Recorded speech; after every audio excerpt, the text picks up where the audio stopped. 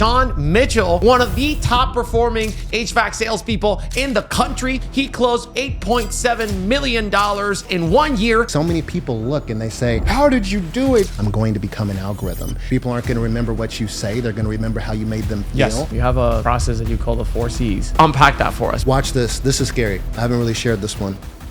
Welcome, everybody, to another episode of the Rilla Labs. I am your host, Sebastian, the founder and CEO of Rilla. And today we have a very special episode of the Rilla Labs because we have Sean Mitchell on the studio, and he is one of the top performing HVAC salespeople in the country. He closed $8.7 million of sales in 1 year selling HVAC in America, and he turned VP of sales, head of marketing. He is one of the top people in this industry, and he has turned into a sales consultant who can now help you and your team become better at the game of sales. Sean, so glad to have you at the Rilla Labs. Thank you so much for having me. I love and appreciate everything you're doing with Rilla. It's really cool seeing your evolution. Hell yeah, man. And you were one of the power users, so we're happy to have you here on the pod on this other side of the table. Sean, for people who don't know about you, you became one of the top performing $8.7 million in HVAC sales. That's very rare. It's we call those unicorn salespeople. When we see those in the database, it's like 0.1% of salespeople, even not in HVAC, but just in the general home improvement industry. Not a lot of people are getting close to that $10 million mark, and 0.1% of salespeople are doing that in this industry. How did you end up here? How does one become such a person? How did you get your start? You know what? It definitely, first and foremost, starts with a genuine love for people. I have to tell you, right? Because and I'll go into some of the genesis as well. When I'm working with people, I genuinely am curious, genuinely empathetic, genuinely want to know more about who they are and what their journey is and what their experience has been. So with that being said, this is very much so a fun process, right? When we're talking about sales, we're talking about a unique opportunity to have a canvas where you get to paint your future with every interaction, every single customer, every single touch point. Now, for me, the journey to recognizing what that looked like for me wasn't what would be ideal for most. Because, the journey of success is very much so, I would say, a two-sided coin, right? One side is what you're running from, and the other side is what you're running to. And on the side that was all about what I was running from being homeless in high school. I was running from being hungry, running from being humiliated. I remember there was a point where someone who was a friend of a friend said, hey, listen, if you're ever hungry, because they understood my position, if you're ever hungry, just come over to Taco Bell, right? I work nights, and if you're ever hungry, you want some dinner, just come over. And there was this one particular night, Sebastian, I couldn't sleep because my stomach hurt so bad from being hungry, right? That I took the last bus over there, even though it meant, having to walk back over 10 miles. And I just remember hiding behind bushes as cars were going through the drive-thru, and I was just thinking, man, is this my life, And when I finally got into sales and I realized that I can make a unique situation happen with every opportunity where not only am I able to help someone else with their goals, I get to simultaneously move forward towards my own. So after that, it all became a matter of painting the picture, which is the other side of the coin. What is it that I'm moving towards? And oddly enough, of course, at 18 years old, what I was saying is my goal is to make sure that if I'm ever hungry again, I'll always be able to, at any point in time, get what I want to eat. That was a promise that I made to myself, right? And then from there, it was, okay, you know what? I want to have a house at a young age. You know what I want to do is I want to start investing. And I noticed that as long as I was able to paint the picture, then I was able to move towards that mark. And that's what's unique about sales, being able to paint that picture and see it come to fruition.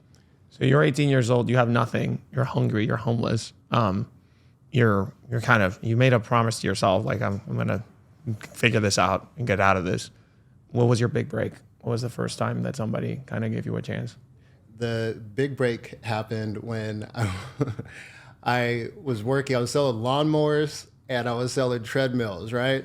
So from indoor to outdoor, lawnmowers, treadmills over at Sears. So lawn and garden and sporting goods. And I remember when I went there, I quickly became their top performer. And I started thinking, man, there has to be something bigger.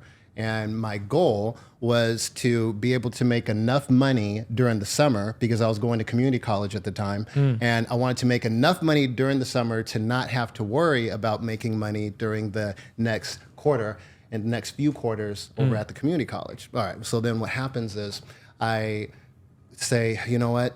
I'm going to apply at this Toyota dealership. And I went over, this is funny, I haven't really told anybody this story. So I go over to this lady who ran HR. And I said, hey, listen, I want to get all of my sales numbers because I knew that the managers were making a big deal of my sales. And I just wanted to have something tangible, some data, so that I can convince a prominent Toyota store to hire an 18-year-old, right? Okay, so I go over and she goes, listen, if they find out that I gave you this information, I could lose my job. So please do not share this with anyone. I'm like, okay, cool. So she makes me all these copies. What I found out, Sebastian, is that as a part-time employee selling lawn and gardens and sporting good equipment, I was tripling the sales of all the other part-time associates and then doubling the full-time associate. And I was like, this is interesting. So I take some glasses from Sears Optical, right? I bought some, non-prescription glasses so I could look more studious. I go over to a Toyota store. They give me a chance. And then I remember what my feeling that I had going through my body when I realized in my first week I had made about $4,000 when they hired me. And then from there, I realized that there's a new horizon. And I went back to college after I promised my father, when I found out that he was dying of Lou Gehrig's. I promised him I was going to go back to college. But by that point, I'd already become a manager, and there's been a lot of great things that happened. But I would say that my big break came when I started at the automotive position. So this is interesting. I mean, we have a lot of the top performing salespeople in the country watching the podcast, some of the leaders as well. You're always, there's always this debate and this question of like whether it's nature, nurture. Was this your first sales job at Sears? Yes, it was. What was it that you did that made you, like, what was it? Your personality? Was it some routine that you had? Was it some process? Like, what made you so good compared to everybody else? That's a good question. Number one, every time I was with a customer, I would pretend like I was a performer on stage, but not a performer that was just going through the motions. Someone that was truly connecting with them, and I truly wanted to make a friend. Every single interaction was all about making a friend, keeping this person engaged. And then what would happen is, I remember I would be selling one lawnmower, and there would be someone that's kind of pacing back and forth just an earshot away. And then once the first person said, okay, I'll take one, someone else just from the other side of the lawnmowers would say, I like everything you said, I'll take one too, right? And so then at that point, it's like, okay, well, how can I make sure both of them buy a warranty, right? But for me, it was just all a matter of being a great entertainer and a great friend at the same time. Every interaction, I knew that I was on stage, and I acted accordingly. And then go ahead. Yeah, were you making people laugh or something? Like, were you funny? Were you like charismatic? Oh, yeah, I mean, for sure, right? You every opportunity in the moment, you just want to, definitely serve as a catalyst for the next level of engagement. It could be talking about the weather, or it could be just sharing a story about the last customer who bought this and the experience they came back and shared, or just, connecting with them based on something that they said while they were at Sears. But, the main thing is just finding out whatever that genuine thread of rapport was and just continuing to move in that direction. Now, there's one thing that was very unique that I learned at Sears. I was trying to sell a lawnmower. I haven't told anybody the story before, but I was trying to sell a lawnmower, and this was not just a regular lawnmower. This is a tractor, right? And it was like, $4,000 at that time. It's crazy money. And I was giving this guy the whole pitch, and then afterwards I go, because I ran out of bullets, right? And he was so close, right? And I go, please? Right? And then he bought. Dude, no. This was one of the biggest lessons that I've ever learned. He pauses, he looks at me, and he goes, don't beg. And then he gets off the tractor and he leaves. Yeah. And that's when I realized, when it comes to sales, never, ever again make it about you. It's always about that person. And the moment they believe that you have an alternative interest, you lose them. And that was one of the best lessons that I ever had. And that really helped propel me as I went into sales and automotive and so on. Yeah, that's one of the big misconceptions that people have about salespeople, that they're kind of like, people have this conception of salespeople as like the charismatic, kind of like slick kind of people who kind of just are really good at talking. But the best salespeople, from what we found from the data, they're amazingly good at listening, right? Which is the undervalued skill in asking questions, understanding what the other person wants. And they don't make it about themselves. They make it about other people. And what you see in the top performing salespeople, not only are they producing the highest numbers, is that if you actually look at their cancellation rates, at their customer satisfaction rates, they have the best reviews, they have the lowest cancellation rates because they're able to genuinely connect with that other person and be like, oh my God, like so many people out there in the world, they just wish that somebody would just stop and hear them, right? And like a lot of people don't even have that in their own families. Like somebody who just like sits down and listens to them. Right? Absolutely. And so when somebody can come in and do that, it's like nailed it, 100%. And one of the things that we have to remember when we're talking about home services, particularly, is there's a misconception which says, oh my gosh, I'm the person that's on stage, I'm the person that's vulnerable right now. But let's just step into the customer's shoes for a second and remember what's taking place here. The customer is allowing you into their home. Now, when we're talking about that level of hospitality, at what point does another person decide that they're going to let you, Sebastian, into their home? It's because you're either a friend or you're a family member. So you're already positioned well if you only take the opportunity to make a friend, to treat this person like family. Now, all of a sudden, you're truly connecting, especially if you have an opportunity to sit at a fundamental place that could either be the kitchen table where the family members break bread, or you're sitting down in the living area where they have good communication. And then when you walk in and you're talking about different elements of the home that are true to the fabric of who they are, and you talk about how you connect with that, now what you're doing is you're reinforcing that familiarity of family and friend. And at the end of it, if you had no other goal, Sebastian, if I had no other goal other than to become an expert on what it is that you want and an expert on who you are and to be your friend, then everything else is going to work itself out. And this is the reason why so many people come into the industry killing it in the very beginning, but then they forget what it was that made them successful. What it was that made them successful was the fact that they were being genuine, was the fact that they understood that they couldn't lean on their experience and their expertise with regard to the equipment. What they had to do is they had to get to know the person, right? People buy from people. And so it's all about making sure that that connection is founded, that is fundamental. How did you find your way into HVAC sales after working at the car dealership? Well, what happened, that's a good question. What happened was, I mentioned that my dad had passed away. And before he passed away, he said, Sean, he calls me up.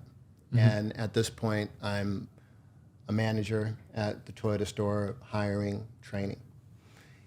And he said, Sean, I know that you could tell that there's something that's been different with me, because, of course, with ALS or Lou Gehrig's, what it does is it pretty much slowly paralyzes the muscles, right? And to the point where the person almost becomes that of a vegetable, okay? And what was happening with my father was his tongue, was getting affected and it was slurring his speech. It almost sounded as though he had too much to drink, right? And he goes, Sean, I know that you can tell that there's been something that's been off, strange, different with me. And I just want to let you know what's going on. So he told me what was happening. He goes, Sean, there's just one thing that I want you to do. Remember, I told you that I was going to the community college. Well, I hadn't gone back to college since then. He goes, Sean, I want you to finish your degree. So my father was the fleet director for King County, right? And he was the very first person that brought in the hybrid bus system anywhere in the nation, right? Okay. So it was in Seattle, Washington. And much of everything that I was doing, Sebastian, was really working to convince him to love me. I wanted to prove to him that I was worth his love because I was the result of his infidelity. And this is why this moment was such a catalyst for me, because he said, Sean, I want you to finish your degree. It's not that you won't be successful without it. It's just that with it, I believe that it'll affect the way that other people see you. And I also believe that it'll affect the way that you see yourself. And it made no sense at the moment, no sense. But I told him, I said, Dad, I promise you, I'm going to finish the degree. And not that long after, I get a phone call from my sister saying, Sean, Dad's gone. And at that moment, everything stopped for me. And the next 2 weeks had me back where it all started at Shoreline Community College. I went from Shoreline to the University of Washington. And then while I was at the University of Washington during the final quarter or so, I met with some people at King 5. They heard about me and they saw me do a sales seminar, performance kind of thing. And they gave me an opportunity to do an informational interview. I was the first person that they've ever hired directly out of college. Interesting. And then what happened was I began canvassing. I had 3 verticals that I was going after. One of those was home services, the other automotive, and then finally medical. And while I was working with the home services category, that was where I was scaling the most. I don't know what it was. That's a really good question to find out. Why was I connecting with so many home service business owners? Well, one of the home service business owners that I really connected with was John Giacomi, who was the owner and general manager of CM Heating. And he was telling me right out the gate, Sean, I don't know how much they're paying you over at the name of the place is called King 5. That was the name of the NBC affiliate that I was working with. And he goes, listen, what I think you should do is come join me. And I'm thinking, look, I got this really nice position. Like I'm not going anywhere. Well, let's make a long story short. I ended up joining his team in 2021. And then it was just off to the races. So that's how I came to. Oh, wow. So in 2000, how long did it take you to get that $8.7 million mark? Well, so the interesting thing here is I started out as a marketing director, right? So he hires me as a marketing director. And then within a month, which I thought was crazy, within a month, he's looking at how I'm engaging with everyone. He's looking at some of the ideas that I'm just pitching to him just because we need to make sure that we're doing it right? Just being a team player. He goes, Sean, we're moving you into a different position. You're still responsible for marketing. It's just that now you're also responsible for the CSRs and you're also responsible for the sales team. You're going to be head of all business development. Anything that's customer facing, you have the responsibility to manage, right? So I'm thinking, what am I doing? I'm definitely not going to say no because I'm not going to back down from any challenge, any opportunity. And what I did was I just during that particular year, we went from, it was literally from January to December, because I started in January, right after the new year, we went from being a $12 million operation to a $22 million operation, right? Oh, wow. And during that time, I needed to understand how to teach my guys, even though I hadn't worked in the sales arena, I hadn't knocked on doors. I'll tell you, that's another story in and of itself, what that looked like for me to be able to represent and also reproduce myself into others. But long story short, what happened is after my experience successfully helping the company from a business development perspective, that's when I decided to go into sales, because I'm looking at my salespeople and I'm seeing that they're making $40,000 a month. And let's just say that was more than I was making as a manager. And I was thinking, I think that I can double what they're making a month, right? I train these people and I'm continually training them. If I just invest this in myself, the sky's the limit. And that's what happened. So you were player coach. Did you keep managing them, or did you just become an individual? No. So this is the way that I pitched it to the owners. I said, hey, listen, this is what I want to do. Okay? I want to lead from the front. See, what I've been doing this whole time is I've been leading from the back. Right? And so what I want to do is I want to show them by example, right? Yeah. Sebastian, this is so crazy. Tell me why. After my first 2 months, all of a sudden, I'm saying, hey, listen, guys, this is what I'm doing, because right out the gate, I had a 70% close rate. I never had less than a 70% close rate. And so then when it went from me being just the authoritarian, explaining to them and expressing to them the best route and approach to take to be successful, when I started showing and exemplifying the success, now all of a sudden, everybody's super performing. Isn't that interesting, right? But, to be honest with you, I think that so many people listening to this podcast can relate, especially if they're in management. They can relate to the feeling of being underappreciated. Yep. And that's how I felt. And I felt that if I were to just make the commissions and earn my own keep, then the paychecks would appreciate me. And that's exactly what happened, Sebastian. That's awesome. And you got up to 88% conversion rate, I believe. Yeah, higher than that, because it's an 88% conversion average throughout the year. So, right. Every single quarter, every single week, I get better and better and better. How did you do that? Great question. So the reason why is because when I first came into the industry, or not the industry, when I first decided to step into this role, I had a meeting with James Garner. James Garner was the other owner who inherited the company CM Heating. Yeah. And I told him, I said, hey, listen, I'm going to sell $10 million. So a lot of people celebrate the 8.7, but in reality, I was very disappointed because I came short 1.3 of my goal. Right? Yeah.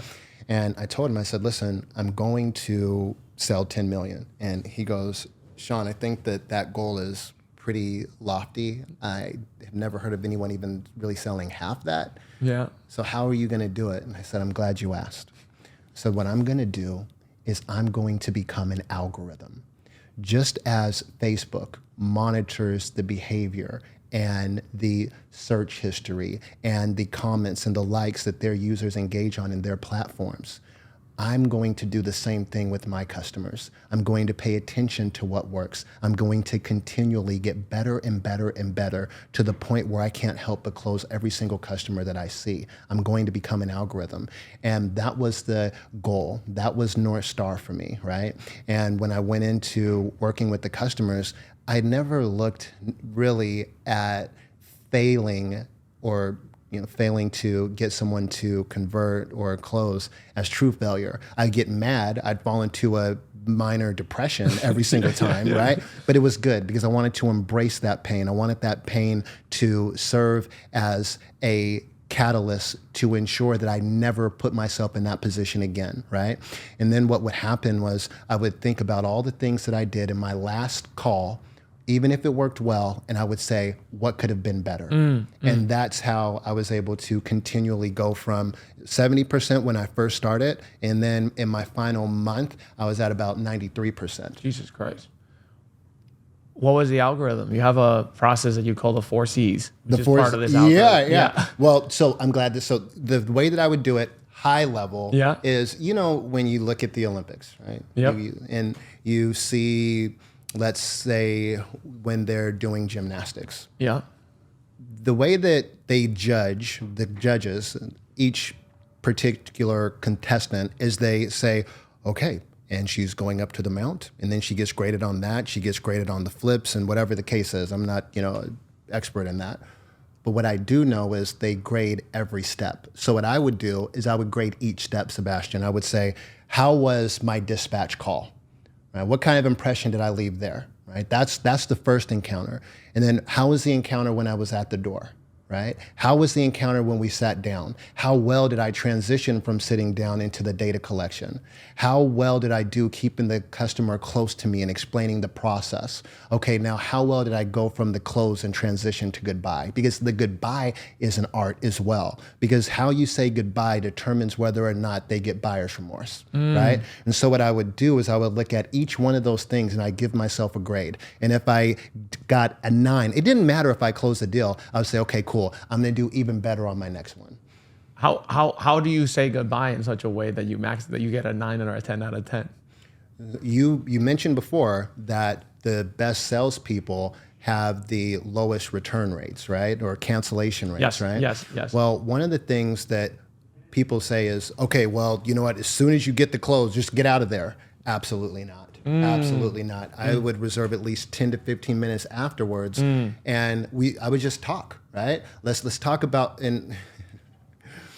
let's talk about something that is going to leave a good emotional imprint on this customer, right? So it's not just about the logic; it's about the emotional intelligence. Because when I walked in, I ensured that I started from a good emotional imprint perspective. So I'm talking about something positive, because people aren't going to remember what you say. They're going to remember how you made them feel. Yes. People don't buy decisions, but they don't make their purchasing decisions from logic. They make it from emotion. That is correct. And so the whole way through, I'm going to, remember I said performing, is all about taking them on that emotional journey, okay? And so at the end, what we're doing is we're talking about what's going to happen with their weekend if it's late into the week, right? Hey, what is it that you're looking forward to, right? Oh man, that sounds fun. Oh, I'm looking at doing such and such, right? And at the very beginning, if it's just, let's say it's Monday, and there's several different approaches to take here, what I'm going to do is I'm going to say, so did you have a good time this week? And what was your weekend like, right? And then they're talking about what they did that they enjoyed that weekend. Quick note, great time to build rapport, because you're doing it straight from the things that your customer is saying that they enjoy, right? Whether it's their kids, it's hiking, or whatever the case is, right? Which is a much more genuine way of building rapport than looking around at things that they have in their home to kind of build it, right? And so that was the approach. And then to be even more specific, once we finished speaking, I would say, oh, and by the way, just so you know, this is my personal cell phone number. Same number that my mom calls me on. So if you have any questions, I just want you to know that I'm here for you in the long term. I feel like I'm already part of the family, so thank you for doing that for me. I'll see you soon, right? And so now all of a sudden, they're sad to see me go. Low key, I'm sad to leave, right? And then we go on to the next. Wow. That's, because most people, this is like super high level. I just want to stop here. It's like, because most people, they do what you do, what you said that people do, which is like they just want to get out of there. And then people almost feel like, oh, they got what they wanted, they left. And it's almost like this nervousness, right? And then the cancellations then hover between 20 and 30% sometimes. It's like 20% of the deals. Absolutely. Then the average people, they'll like, oh, let's talk about your right of rescission. You can cancel anytime. They do like the standard stuff. But what you're talking about here is actually saying like, hey, going back to your original point, you're there to try to help this person, and you're putting yourself in their shoes. 100%. And when you do your job and you made the sale, great. When you're like, but here I'm here with a person. Yes. They don't care about the fact that I'm gonna get paid money or whatever it is. 100%. So let me give them the decency of time, and I'm gonna spend 10 to 15 minutes after the sale has been made. Yes. 100%. And this is another point, because we were talking about the 4C framework that I have, right? Yeah. Well, here's the thing. That's all about the connection piece, okay? And is that the first C, connection? Yeah, it is, right? So the 4 C's is number one, connection. Connection has everything to do with the person, okay? And then you have the credibility. Credibility has everything to do with the company. After credibility comes customization. That's the product or the solution. And then finally, you have convenience. That's going to be how the customer feels afterwards, right? That's what you're solving for. That's the convenience factor.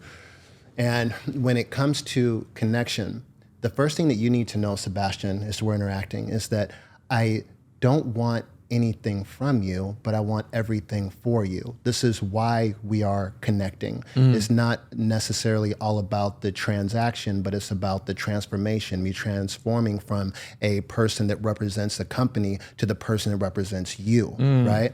And once you build rapport, you go from, hey, I want everything for you. I'm not just here for yours, I'm here for you. And when they see that you're there for them and not for what belongs to them, now all of a sudden you have a good rapport. Now here's the thing, everything that I'm talking about is not just tactics, strategy, some method of manipulation. Many of the people that I've served in that 1 year are now very, very close friends of mine. And the reason why I bring this up is because that's what it's all about. That's what makes the job fun. What makes the job fun is knowing that you get to go out there and represent. And when I say represent, let's think about it in its true essence. It's represent, right? I'm going to represent the values and the virtues of the company that I have, such that at some point in the call, they're going to say something almost exactly like this. You know, Sean, to be honest with you, I don't really know much about ABC Company, but I do know this. If in any way they are a representation of what you just brought in, I know that I'm working with the right company. And only you have an opportunity to do that. And so when we talk about the connection, right, what we're talking about is, and again, I freaking dissected this, ABC, okay? You have authority, you have belief, and then you have closeness. And this is everything about the connection. And when we talk about the authority piece, it's being excellent, right? In how you appear. It's making sure that you're clean. It's making sure that you're professional, making sure that you're punctual. That's the very first part, being punctual, because that shows that you're a promise keeper, a person of your word, right? So that's one of the reasons why when you hear people dispatching, if you say I'm going to be there in 20 minutes, you really want to be there in 15 minutes, even if you're on the latter end of the arrival window. Why? Why? Because you've just exceeded expectations. And if you don't exceed expectations and you, let's say, go on the other side of that and they haven't seen those expectations met, now what do they have? They have disappointment, and you just set yourself up for failure. So you always want to aim to exceed expectations. And so that's what I mean when I say authority. The other thing is, the other E when it comes to the beliefs or the authority side is expertise. Okay. And so of course you want to be an expert to a certain level, of the equipment that you're representing or the company or the way that you're going to tackle the solution. But many people, and I've been guilty of this, have made the mistake of thinking that they need to be an expert in the industry, but that's not the truth.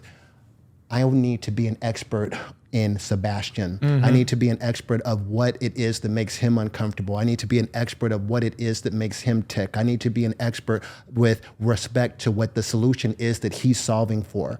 And once I become an expert in you, it's going to be hard to fail, right? And then the other, one is just edutainment. Remember, you're on stage, whether you like it or not, right? If you're in sales, you need to focus on your vocal dynamics, right? You need to think about your cadence and communication. You need to think about the way that your body language is postured and what you're saying, because there's only a small percentage of communication that's verbal, right? If you're in sales and you're not working on yourself daily, then really you don't really have a career. You just have a job. If you really want to be successful, you got to be passionate about it. You got to be passionate about the customer, right? And so that's the whole point of the connection when it comes to the authority side. And then when it becomes the part of the belief, here it is. Customers do not want to be convinced, right? Like that's the thing. They don't, because if you convince them, then you won, okay? No, you don't want to convince your customer on anything other than the fact, Sebastian, that you're convinced, right? So customers don't want to be convinced. What they want to be convinced of, if anything, is that you're convinced. And if they see that you're convinced in the solution that you're providing, now you are convincing. Especially when you're selling, you're representing, you're selling or providing something that is not necessarily tangible.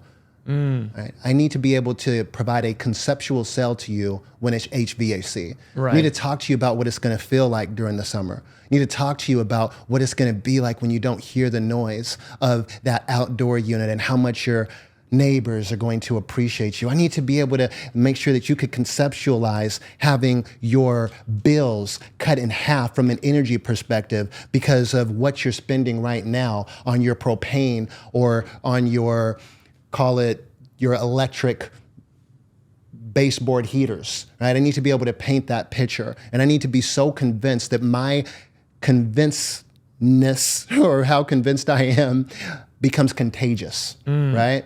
And you know, that's the other part, and you know, I'm sure we're going to talk about this at some point, is how following the script or following the process matters. Yeah. Here's the thing. You follow the process and then you let your customer follow you, right? And this is part of that belief. It's knowing where you're going, okay? Right. And then, you know, finally, you know, the other part there, you know, is just finally closeness. And I'll just say it very succinctly.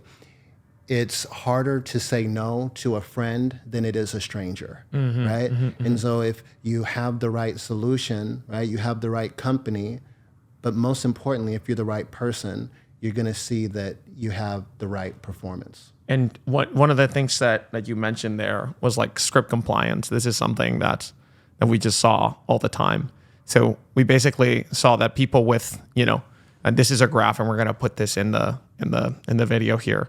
But basically, and for those watching, it's basically like a graph that shows like script compliance versus close rate. We actually looked at, you know, you are included in this metric because this is like a metric with like a lot of the Rilla salespeople. The higher the script compliance, so like the higher the process compliance, and it goes from 0 to 100%, kind of like a grade in an exam in a school. Basically, people who have 80 to 90% script compliance, their average conversion rate is 50 to 60%, which is about the highest on average Yes. in the country, right? You were at 93%, which is way higher. But there is a clear correlation between following the process Correct. and actually improving your close rates and your average tickets. And the reason for that is, I mean, think about how you talk about how you refine that process. The way you refine that process that you had was by literally repeated trial and error and failure and always trying to improve on the next call. Absolutely. And so if you actually figured out what was working through all that trial and error, like dozens, if not hundreds, if not thousands of appointments with customers, then the next call that you're having, you want to bring that wealth of knowledge and that wealth of you know trial and error that you've already done, because you've already done the science. Absolutely. It's like thinking like, you know, a pilot that's gonna fly a plane. I think it's like, I'm just gonna wing it. You want them That to is so follow good. you want them to Yes. follow the process and the procedures that have been established for years and years and years. That is so good. You know what I mean? And if there's a situation that requires a little bit of creativity, then you want that, but you have to be able to Yes. to use the wealth of knowledge that's already been established, Yes, right? yes. Because it didn't come out of nowhere. It came from consistent trial and error. Absolutely. Especially a great process like that. And the other thing that you mentioned was connection. We have another data point here, which is we actually looked at where is You this? know what? I got to tell you this. Yeah, There's go ahead. something on that script compliance that people don't realize. And is it okay if I just... Yeah, go ahead. So the thing is, when we have a script or a process that we follow, Sebastian, the reality is we're making our lives so much easier. Most billionaires, right, wear the same exact thing every single day, right? And the reason why is because the research would have it that they're using less energy units throughout the day because so much of their day is rinse and repeat. So now they can bring the best part of their brain to the customer issues that they're solving from Yes. a very high level. Yep. Well, if it's a principle and it works anywhere, then it has to surely work everywhere. That being said, when you follow a process or follow a script, you take so much of the thinking and the minutia of figuring out everything on the fly and problem solving on the fly. You take that out of the picture because you're following a process or a script. Here's the thing. If all of my calls were recorded, one would find out very quickly that I said the same exact thing to every single customer. Yeah. Watch this. This is scary. I haven't really shared this one. When I would, towards the last 2 quarters, the last half of the year, while I was working with my customers, Sebastian, I would legit check out. And everything was muscle memory. And this was the thing that would start to scare me. I would think about other things I'm going to be doing during the day or how I'm going to spend the weekend. And then I would almost like step back into myself and say, wait, where am I at so far? What am I saying? It happened so many times and it freaked me out because I would say, oh my gosh, I have a rhythm. I hope that I don't mess him up. I don't mess him up because I was moving so much out of my subconscious mind. So many people look and they say, how did you do it? You were working 4 jobs a day. And the other thing is some of these jobs you had to drive an hour out, on average 10 to 13 hours a day. How did you not kill yourself? Well, the thing is, because I was following a script, because I was following a process, everything was easier and easier. Wait, Sean, you just said you follow a script, but every person is different. So therefore, how did you then tailor your script to that person? Great question. What I would do is I would change the way I would deliver the script based on the person's body language. Let's take this, for example. You and I are a pretty direct energy match, so I don't really need to change much when I'm talking to you, right? But let's say I was talking to someone that isn't as high energy as I am, right? And they're just kind of relaxed. Well, what I'm going to do is I'm going to make sure that I keep their attention while I'm communicating. And the reason why I'm doing that is because I want to make sure that they're in tune. I know that I'm saying all the right things, but I have to say them the right way, right? And then if I'm speaking to someone that's really erratic and they're just talking really fast and they're just really high strung, you can see that there's a lot of anxiety there, then I'm going to slow down, right? And so what's going to happen is there comes a point in the interaction where you're in rapport and you ensure that you guys are harmonious, you're congruent, that you are a match, right? And then after that, you don't necessarily want to ensure that you're following the customer, right, in terms of their behavior, but you want to get to a point of resonance where now this customer is following you. Right. And that was what I did very well. And I believe that if I could do it well and have a clear process and other people could do it well. But that's the reason why the script is so important. Because if you're following a script, then you know that you're saying the right things, but you don't just want to be a machine. You want to make sure that you're way more intentional about it, way more human in the way you deliver it. I mean, like we had Nick Saban at the Rilla Masters, and one of the things that he said, one of the questions that was asked of him was like, because he has a critique of people who, in sports, you know, after Moneyball, there's been this like plethora of new data scientists who work in sports. Every major sports team has data analysts, data scientists who are breaking down the game in the numbers. And Nick Saban's critique is that a lot of the times these data scientists, they play to the averages. So they say like, hey, on average, this play works, so we're just going to do that play. And what Nick Saban says is like, sometimes when it's, you know, the last quarter of the final game, you have to make a different call because the circumstances are different. Yeah. And so what you're talking about is just because you have a process, it doesn't mean the process has to be static. Correct. The process can have different playbooks to different situations. And that's what Nick Saban had. It's like, he's like, oh, wow, if I know that I'm in this situation, I know that the average play is not going to work here. Correct. I need to adjust, and now I have another playbook. Absolutely. Right? It's like every business, like pilots in an airplane. If there's something that goes wrong, they have a process for that. Absolutely. It's not the average process, but it's a situation where they can go back into the muscle memory to deal with that crisis. Situational awareness. So if you find a customer, for instance, we did an analysis of like the personality types. It was the DISC personality, and there's the one type of personality which is like the most, entrepreneurial, aggressive type, like commanding. Jake, what was the name of the direct personality? So that not the conscientious.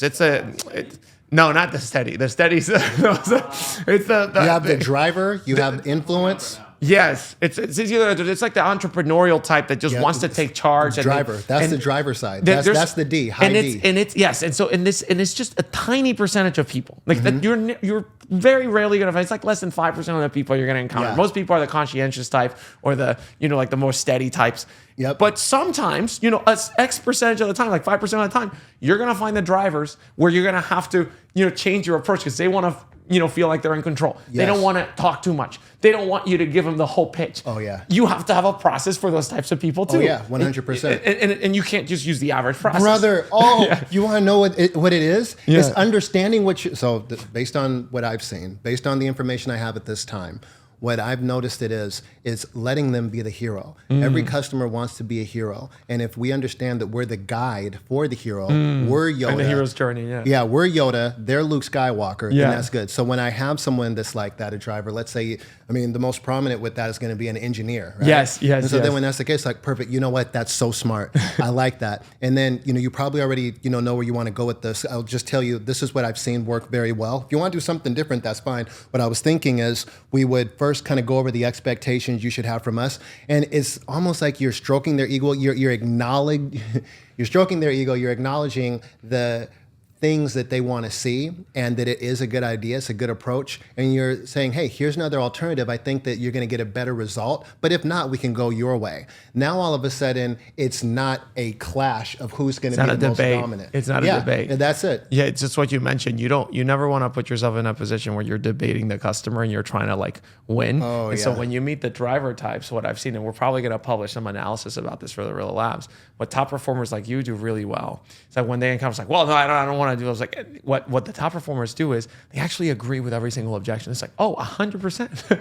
I totally agree. Oh, that's a great idea. Yeah. And then you look, the defenses are lowered completely because they're like, oh yes, I'm like, they feel like they're in control. Absolutely. And then you lower the defenses and you're like, yep, no, for sure. That's a great idea. And then you lower the defenses and they're like, yeah, I mean, we could do that. And then once the defenses are lowered, it's almost like you have license to present an alternative option. Absolutely. because you're not saying like, no, that doesn't work. What works is this. And you're like, hey, no, totally. Yes. That totally works. Yeah. And then, this is so good, Sebastian, because then what you're doing is you speak to the person that they're aiming to be or the consistency that they're looking to keep. And this is what I mean by that. Yeah. When we're talking to a driver, let's say we're talking about a father, husband, and he's really directing it. And it's like, one of the things I really respect about you is, of course, you're looking to make sure that you're not only providing for your family in the right way here, but you're protecting them. And that's why I love the idea of you looking at us first, simply because that we have the best ratings, that we have the best reviews, right? What I want to do is just kind of look through your lens so that you could tell me what kind of comfort you believe your family would be in the best shape with if we were to go in that particular direction. Can you kind of let me in and tell me what you're seeing there? And so now all of a sudden I framed it. I said, hey, listen, you're a protector, you're a provider. Now show me what it looks like protecting and providing for your family so I can make sure that I help get you there because your family is important to me. Now all of a sudden they have to stay consistent and they know that I'm here to assist them in achieving that. And so once you understand what it is that this person wants, the reason why they're driving so much or the reason why they may be a little bit more antagonistic or jarring in the very beginning, and you empathize with them rather than empathizing with yourself and taking some offense to it, now all of a sudden you understand, hey, that's right. I'm here to serve, not to be served. They don't need to stroke my ego. Yeah. And one of the things that you mentioned there, subliminally, there's one of the things that you were doing that top performing salespeople are doing is that you were complimenting people, to build connections. You were kind of, complimenting something about themselves or their house and what we found, we're going to be publishing these as well, is that the average close rate when the salesperson does not give a compliment to the homeowner is 32%. The average close rate when the salesperson does give compliments to the homeowner is 43%. When you look at average tickets, right, and this is across different trades, right, and across technician salespeople, the average ticket of when the technician salesperson does not give compliments to the customer is $1,000. And when compliments are given to the customer, the average ticket is $4,664. So it's like 4.6 times higher average ticket, 20% higher, or almost 30% higher conversion rates. Absolutely. So unpack that for us. What's going on here with giving the customer compliments? People aren't going to remember what you said at the end of the day. They're going to remember how you made them feel. And when I give you a compliment, especially a compliment that's genuine, right? A compliment that has to do with your approach rather than your shoes, right? If I give you a deep-hearted compliment, now all of a sudden we're connecting. And then that goes to that first C. It's all about connection. It's all about closeness. Now all of a sudden we're alike. Now all of a sudden we're friends. And there's more trust. And, there's a framework that the whole 4C model comes from that I, have kind of coined the you, right? Trust, value, urgency. And what you're establishing right now through the compliment as a vehicle to show that you adore this person, that you like them, because people like people that like them. One of the quickest ways to building rapport. What happens during that process is you're establishing trust. Well, here's the thing. You can't establish value until that trust is first there. The trust is the foundation that everything is built on. After that comes the value. After that comes the urgency, right? Trust is earned. Value is built. Urgency is created. And this is how you build the relationship. Where do you put financing in your 4 C's? Because you did really well with presenting financing. I mean, we've seen this from salespeople that used to work in car dealerships, where car dealerships, they're so good and sophisticated at making sure that they have the whole F&I department and presenting the proper financing options for cars. And one of the things we see obviously is that when people present financing, close rates go up by 30%, and the average tickets is actually even higher. The average ticket when financing is offered in home services is $7,200. When it's not offered, it's $1,200. So it's 7 times higher. How did you incorporate financing in your process, and where would you put it in your 4 C's? You plant the seeds in the beginning and you harvest them at the end. If you understand that the likelihood that this person is going to be doing much better with the replacement than just a quick fix solution, then you understand that the replacement is going to come with conditions. One of those conditions is going to be a higher ticket. Common sense would tell us that the average American doesn't even have $500 saved. So just telling them that they're going to have to spend $20,000, understandably, may be jarring. And it could be that they're not turning you down. It's just that information has them so stricken that now all of a sudden they are paralyzed, paralysis analysis. I'm not ready to make the decision. So the best approach is to move with honesty being the best policy. Hey, Sebastian, most people right now, what I'm seeing is they're financing, their solutions, right? Whether it be a replacement or it's a fix. And, there's a few options right now. What we're doing is we're providing this month, 0% financing for up to 2 years. Most people, what I'm seeing them do is they're going out about 10 years at a different interest rate. And the reason why is because if you're anything like me, you want to make sure that you keep your monthly commitments down. And the beautiful thing about this is there's no prepayment penalty, right?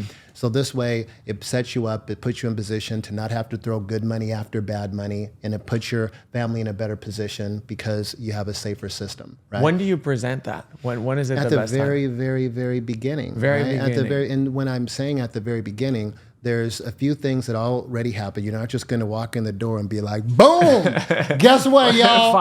My name is Sean Financing. Did I say financing? Let me tell you something, right? No. What you do is you come out the gate and you say, hey, okay, perfect. So, let's just to give you a bit of the lay of the land. By the way, if you're not setting the expectations out the gate, you're making a huge mistake. Do you mind if I just really quickly go into this? So here's the thing. In my English course, the professor said, if you're going to write a good essay, what you want to do is you want to tell them what you're going to tell them. Then you're going to tell them, and then after that, you just tell them what you told them. This is the framework for any good essay. Okay, well, if it's a principle and it works anywhere, then it has to work everywhere, right? So at the very beginning, what I'm going to do is I'm going to set the expectations. Why? Boom. The reason why is because now they understand why I'm going to be here for 2 hours. If you don't set the expectations and you're there for longer than 30 minutes, now your customer's getting anxious. But if out the gate I say, hey, listen, Sebastian, I just want to give you just really quick, if you don't mind, a quick lay of the land. What we're going to do is we're just going to start out with some of the expectations that you should have from us. Following that, I'm excited to hear a little bit more about your expectations. And what I mean by that is just simply where you are right now in terms of comfort, and then of course where you'd like to be. So then that way together we can build a solution that's going to bridge the gap, right? And then following that, as you're probably well familiar with, one of the biggest issues that's faced nationwide when it comes to the installation of new equipment is the improper sizing of the equipment. So with your permission, what I'll do is just simply walk the perimeter of your home, measuring windows and doors and such, just to kind of get an idea of the personality of your home. And the whole idea here is when it's really hot, cool escapes. And when it's really cold, heat escapes. So essentially by doing this heat load calculation, it ensures that we have everything that we need from a BTU, British thermal unit perspective, how we measure each unit of heat to make sure that we have the best fitment for you. And then following that, what we'll do is just build some options together based on what it is that we see you need. And we'll see where you'd like to go from there. Is that fair enough? Yeah, that sounds great. Now they know exactly what the process is going to look like. There's not going to be resistance. You're not going to hear, oh my gosh, how much longer is this going to take, right? Yeah. And so to answer your question about financing, now when I said the expectations you should have from us, now what I'm going to do is I'm going to walk through some of our guarantees. I'm going to walk through our assurances. In the very beginning, they're going to know about my commitment in the very beginning, and then we're going to also talk about the financing. This right here is the best way to say it. When you go on a date, I feel like, when I'm, taking her out and we're, getting to know each other, the very first thing that I'm going to do is I'm going to tell her a little bit about myself, who I am, so she can have assurance, right? And then after that, then talk to me about where you want to be, right? What is it that you see for yourself, right? And then we figure out what it's going to look like getting there together. It's the same exact way when you build a relationship in sales, especially in home services. There's nothing more intimate than a person's home to them, other than the people that they share that home with. So you're basically talking, and this is super interesting because most people, they leave everything for the end. But, one of the things we saw is that in order to actually increase your close rates, you have to mention financing closer to the beginning. I mean, we're seeing here data that the close rates, higher than 40% when you're mentioning financing or just even presenting the options of financing, the idea to the customer in the first 15 minutes of the conversation. Like you go in, set the expectations, mention, that there's going to be some financing options involved we need to replace. And then the longer you wait to even introduce that idea. There's even more to that. Can I give you one more nugget? Yeah, of course. Watch this. When is it, Sebastian, that the customer's guards are going to be up? Is it going to be at the beginning, or is it going to be at the end when they know you're asking for the sale? At the end. Exactly. And that's why I said you want to plant the seeds in the beginning and harvest them at the end, right? You want to make sure that the guards aren't up so that when you're trying to plant the seeds, they're not saying, oh, I wonder why he's telling me this, right? So it's at the end and you give them this $20,000 number, which at this point in the HVAC is not even a big number, to be honest. Yeah. And then oh my gosh, well, guess what? We have financing. It's like, you're just trying to convince me to do this, right? But in the very beginning, right? Hey, what I'm seeing is, most folks that are getting a replacement, what I'm seeing is they've budgeted somewhere around, $20,000 to $25,000 for their new system. Most folks I'm seeing they're financing. And the good news is this month, this is what we're doing. And the reason why you hit them with this month is because, again, psychology, now you're implying scarcity, right? Time scarcity, right? So long story short, you want to say it in the very beginning because this is where you're both making that lasting impression on each other. This is the first impression. You're only going to get one chance at a first impression, and their guards are not up. But once they know that you're about to ask for the money and they haven't heard some of the information that's going to aim as a solution, as a roadmap to this provision that you're providing them, then all of a sudden they're going to be more likely to diffuse it. You're basically presenting the pricing information or the financing information a little bit earlier in the conversation because with sticker shock, right? You mentioned sticker shock when you present the price to the customer. It's the only thing you can do with stickers is just wait till the shock goes away. Yeah. Like if you're shell shock, you just gotta literally dwell on it. And that's why I say I gotta think about it because that's literally their brain was like, I can't deal with this right now. Absolutely. And what you're doing in the beginning really is you're actually telling them early so they can start simmering on it. Yes. So then, the shock is not a shock. It's just like a slow Absolutely. kind of, and then they think about it, and they're already thinking about it as you're presenting them everything and going through the whole conversation. Absolutely, yeah. So what happens is, back to the date analogy, we already knew that we were going to go to a nice restaurant, right? And now, as I get to know this person, now I'm understanding why she was so worth it.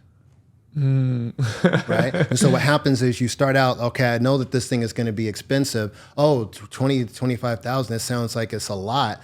And then as they see how thorough the person is they see what they're solving for, and they see the energy savings, and they see that monthly installment comparatively to next to what they would have been spending on their energy bills otherwise. Now all of a sudden it makes sense. And because, Sebastian, I saw how thorough you were, and the last person that came over wasn't nearly that thorough, now I trust you even more because you took the time, because you cared.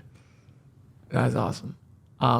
Sean, what last message do you want to say to like all the sales managers, sales leaders, sales athletes that are watching? Something that they could do, that they could take with themselves to improve their game. It's a really good question. It's important to live from yes. Because if you live from yes, then you'll receive yes. Be, do, have. You have to first be the person to do the results, or to do the actions, to do the activities, to then have the results. It's be, do, have. And the one thing that is very important is for you to sell yourself every morning. Just like you want to give your customer a vision, just like you want to give your customer a number. You're your biggest customer. What number did you give yourself? What goal did you set? If you didn't give yourself a target, then what are you truly going after? Sell yourself on you. If you sell yourself on you and you believe, once you're convinced, everyone and everything else around you will also come into alignment and be convinced. Live from yes, not for it. Oh yeah, Sean, where can people find out more about you? You could find me online, seanxmichael.com, and also all my handlers is seanxmichael.